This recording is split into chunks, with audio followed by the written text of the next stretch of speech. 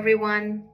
In the previous episode, we described the current human condition as being lost in their thoughts. We also emphasized the importance and necessity of spiritual awakening for the survival of humanity. Now, let's bring our attention to ourselves and realize that it seems we are forced into constant thinking. There isn't a single moment when we are free from thought. Right now, you're probably thinking about something. Why do we run from silence? Our minds are always looking for something to do. Our mind is always trying to be occupied with something. We can't stop scrolling on social media, or we avoid being alone. When it's quiet, we quickly look for a noise like calling a friend or turning on the TV or music.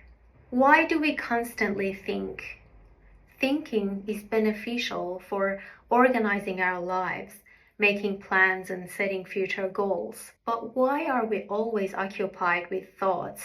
And why has this compulsive and obsessive thinking become a habit and a part of us?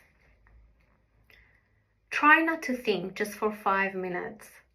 You'll probably find it very challenging. At times, we might search for a switch to turn off our thinking, but we cannot find it. This thought might be upsetting us. Even when we try to sleep, it doesn't stop. Who is it that constantly speaks in our minds, keeping us from inner peace? It seems that we have become addicted to thinking.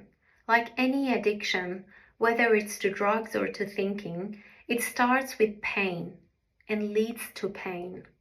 So, our addictive thinking might also be a form of addiction that ends in suffering. We often confuse thinking with living, treating constant thought as necessary for existence. If we're not thinking, it's as if we're not alive. This is why we constantly think as if stopping our thoughts would threaten our life, our existence, our happiness and pleasure. We refer to this compulsive and this type of thinking as identification with our thoughts or becoming absorbed in thought. We can't seem not to get identified by our thoughts. Do you see this in yourself? It's not just you. Nearly all humans on the planet are suffering from this condition, unable to turn off their thoughts. We often find ourselves caught up in our own thoughts, thinking more than we need to.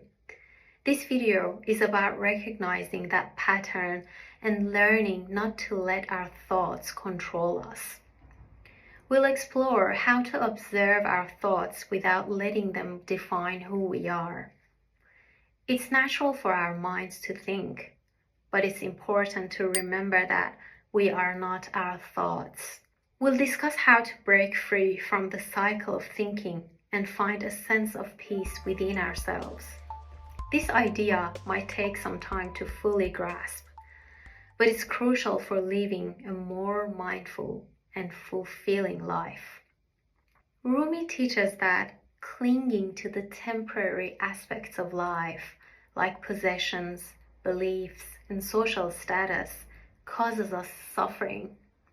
This suffering comes from identifying too closely with these temporary things and losing sight of our true essence. He explains that our minds continuously work, creating identities based on these fleeting aspects, leading to feelings of incompleteness and fear.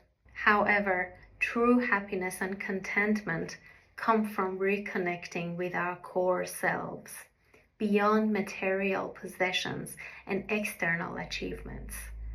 Rumi suggests that constant chase of external validation and happiness is an illusion, and that real joy lies within, in acknowledging and returning to our essence of being. In the next episode, we'll explore Rumi's wisdom on not getting caught up in our thoughts and handling ourselves and life challenges wisely. Thank you for watching.